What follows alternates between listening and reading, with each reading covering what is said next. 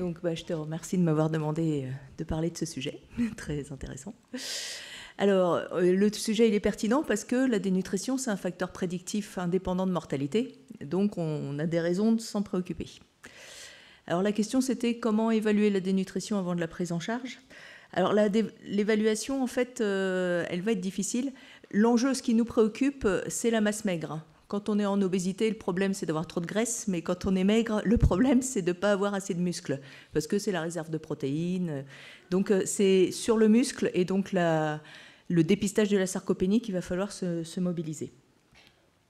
Alors, le dépistage, on n'a rien de très moderne. L'index de masse corporelle, l'albuminémie, on en connaît les limites. L'impédance métrée bioélectrique qui consiste à passer un petit courant électrique dont l'impédance va varier en fonction de la composition corporelle, ou l'absorptiométrie à double énergie X qui consiste à mesurer l'absorptiométrie des rayons X de faible énergie. En fait, toutes ces méthodes, elles sont affectées par l'excès d'eau. C'est-à-dire que l'acide va être compté comme du muscle, donc on ne peut pas les utiliser.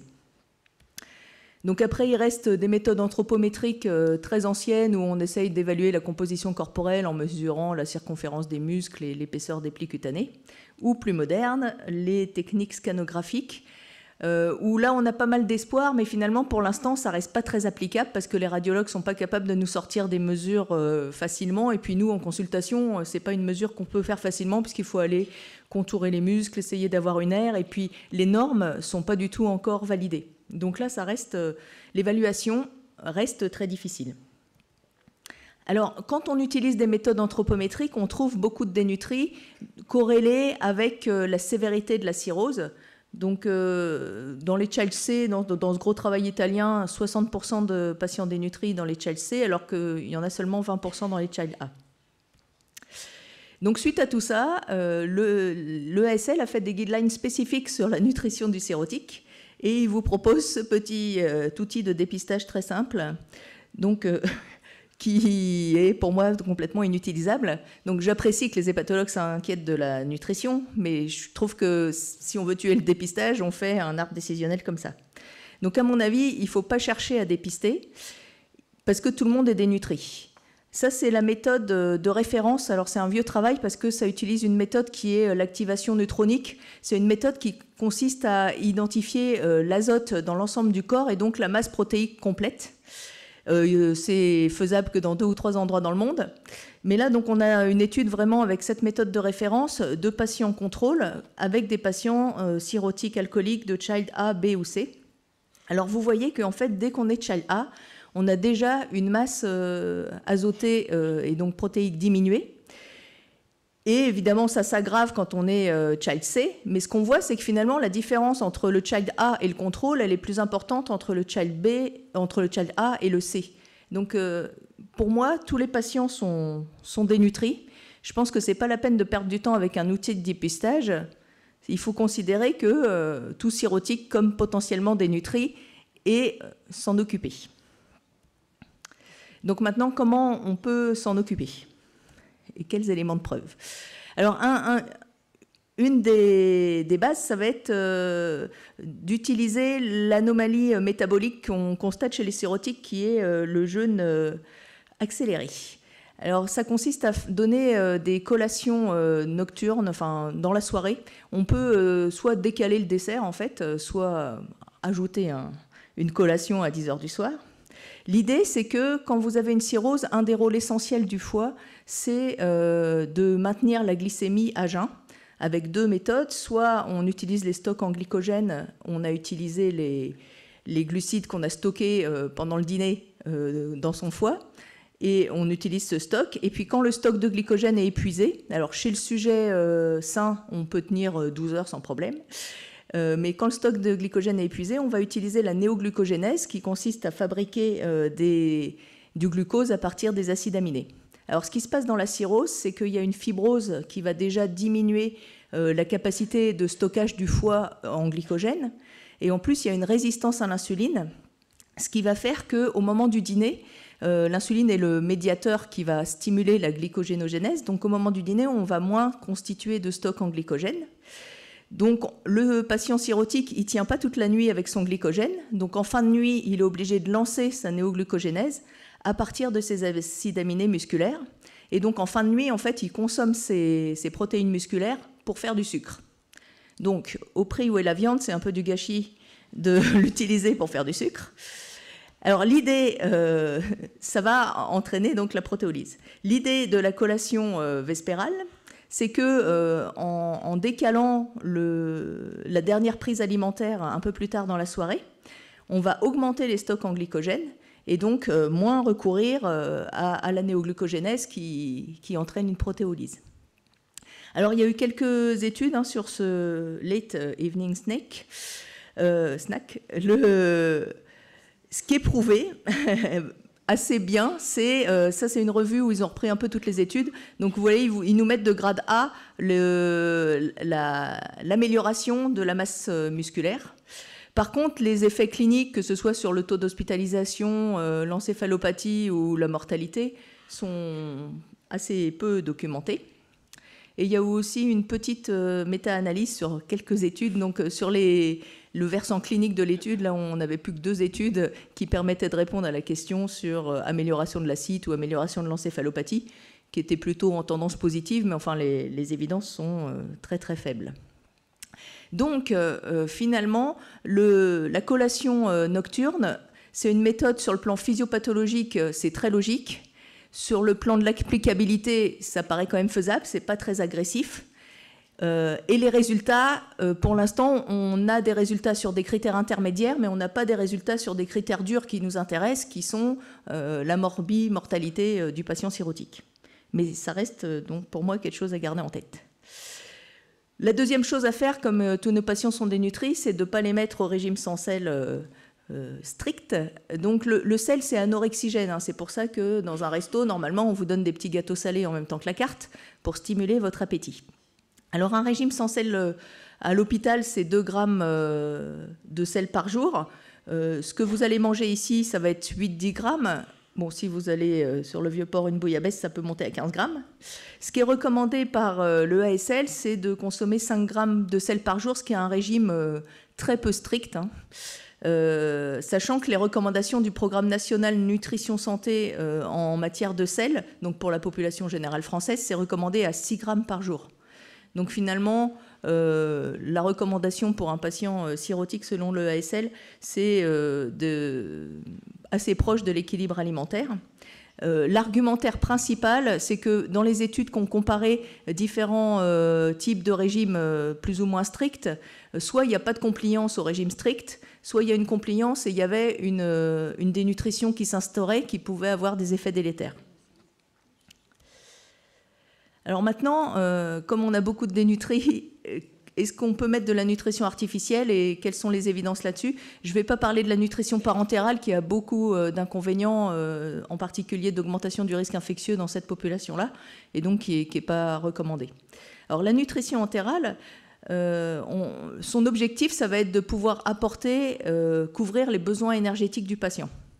On considère qu'un patient cirrhotique a des besoins plus élevés qu'un poisson, qu'un sujet sain, en particulier donc légèrement sur l'énergie, mais beaucoup sur les apports protéiques.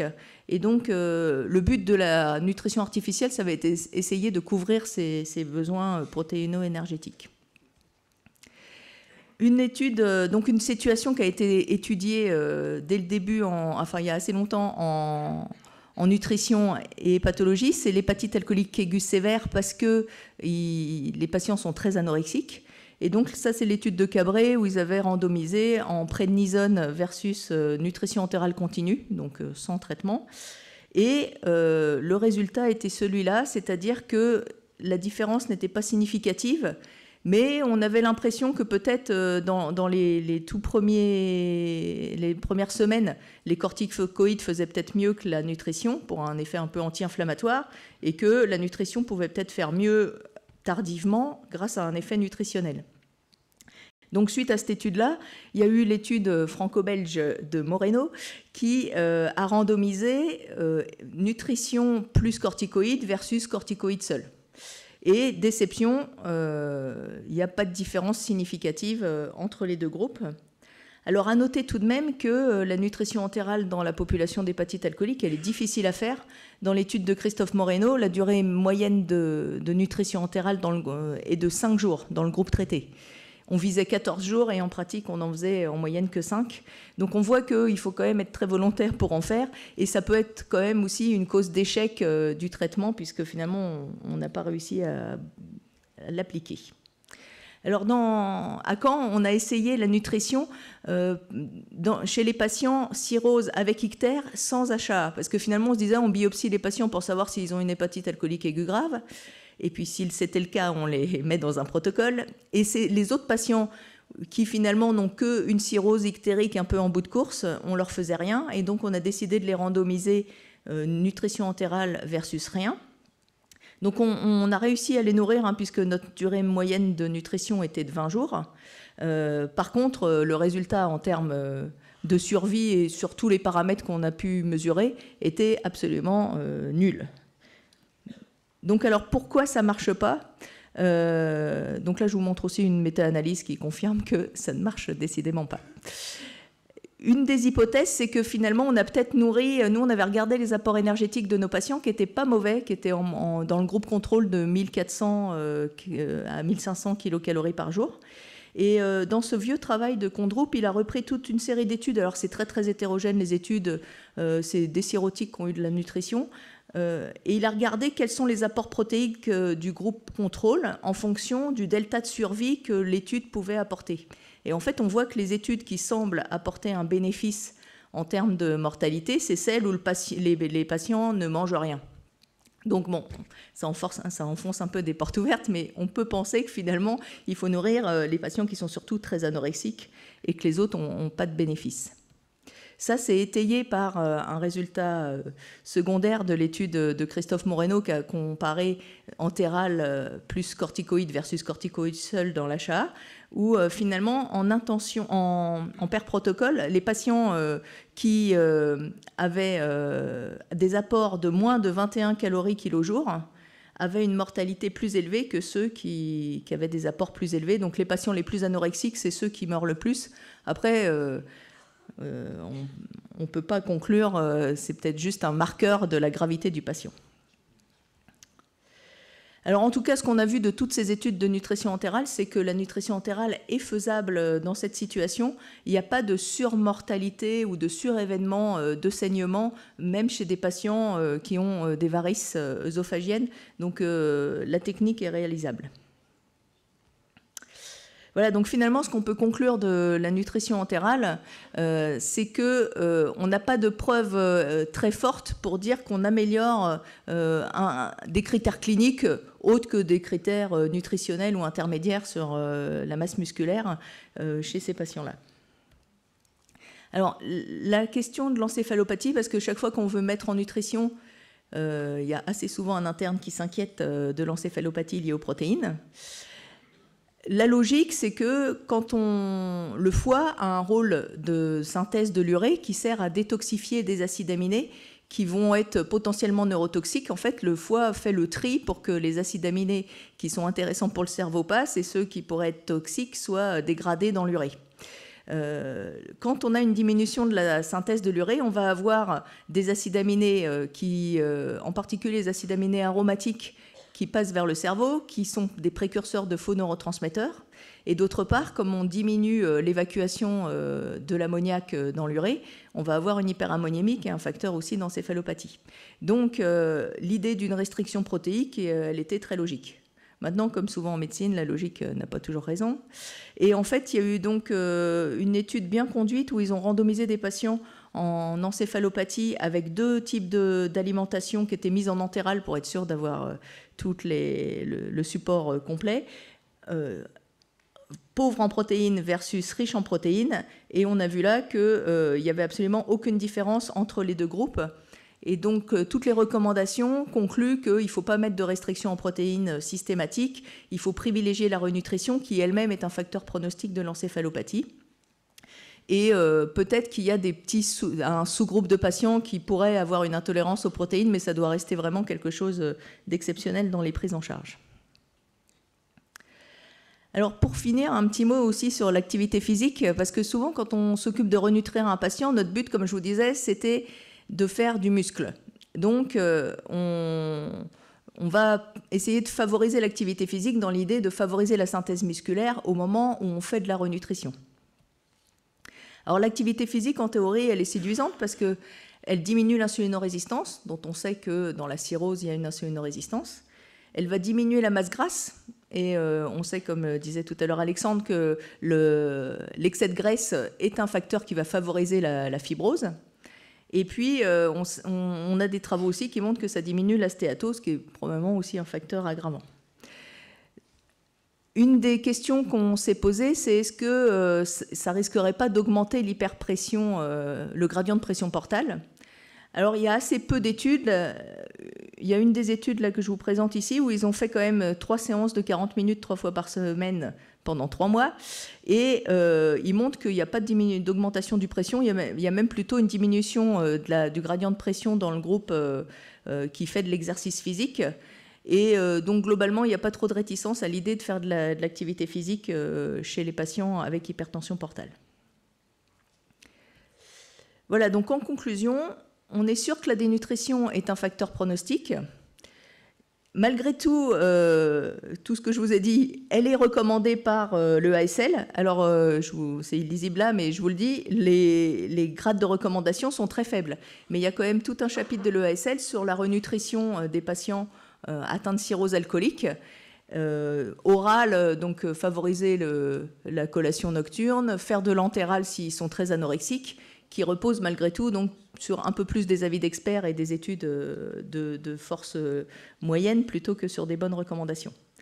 Et donc, on n'a aucune preuve d'efficacité d'un support nutritionnel sur la morbimortalité. Alors, à mon avis, c'est parce que l'intervention peut être trop tardive. C'est-à-dire, nous, ce qu'on a vu dans nos cirrhotiques ictériques qui étaient déjà très avancés, c'est que finalement, ils ont une espérance de survie qui n'est pas très bonne. Et introduire de la nutrition, on était peut-être trop tard pour changer l'histoire de la maladie. D'autre part, on est quand même très limité dans les méthodes de renutrition chez le cirrhotique. C'est une maladie chronique qui aurait besoin d'une renutrition chronique. Alors, bon, l'alimentation orale, c'est toujours faisable, mais la nutrition entérale par sonde, c'est pas quelque chose qu'on peut faire plus de quelques semaines. Il y a un moment où c'est plus toléré, et donc le bénéfice d'une nutrition de quelques semaines à l'échelle d'une vie n'est pas forcément très intéressant. S'ils n'avaient pas de cirrhose, on leur ferait bien des gastrostomies, mais avec l'acide et l'hypertension portale, ça paraît une technique qui est quand même dangereuse. Et donc la parentérale n'est pas indiquée, donc finalement, on n'a peut-être pas la bonne méthode de nutrition. Alors, quelle perspective ? Je pense qu'il faut travailler sur la précocité de l'intervention. À mon avis, il faudrait avoir une stratégie déjà des collations nocturnes dès qu'on fait le diagnostic de cirrhose pour prévenir la dénutrition à un stade très précoce. Les approches combinées, activité physique plus nutrition, peuvent être intéressantes. On a plein d'exemples dans la littérature nutritionniste. Par exemple, dans la BPCO, il y a eu des tonnes d'études sur des supports nutritionnels de ces malades qui se dénutrissaient et qui étaient toutes négatives. Et puis un beau jour, on s'est mis à faire une approche combinée activité physique plus renutrition, et c'est là qu'on a commencé à voir les résultats en termes de survie. Donc je pense que dans la cirrhose, il faudrait avancer vers des études combinées nutrition et activité physique. Et enfin, il y a sûrement la place pour des nutriments spécifiques. Alors là, je n'ai pas cité le N-acétylcystéine, mais qui est quand même un nutriment. Le but, c'est de recharger en cystéine et donc en glutathion. Il y a des idées sur les acides aminés branchés. Je n'ai pas détaillé parce que j'étais limitée dans le temps, mais il y a un rôle potentiel sur l'encéphalopathie qui paraît logique, mais il y a aussi un rôle sur la synthèse des protéines musculaires, parce qu'il modifie la régulation de la myostatine, qui est un des facteurs qui inhibe la synthèse protéique. Et donc, on pourrait penser qu'en utilisant des substrats spécifiques, on serait capable de pousser quand même sur la masse musculaire. Merci.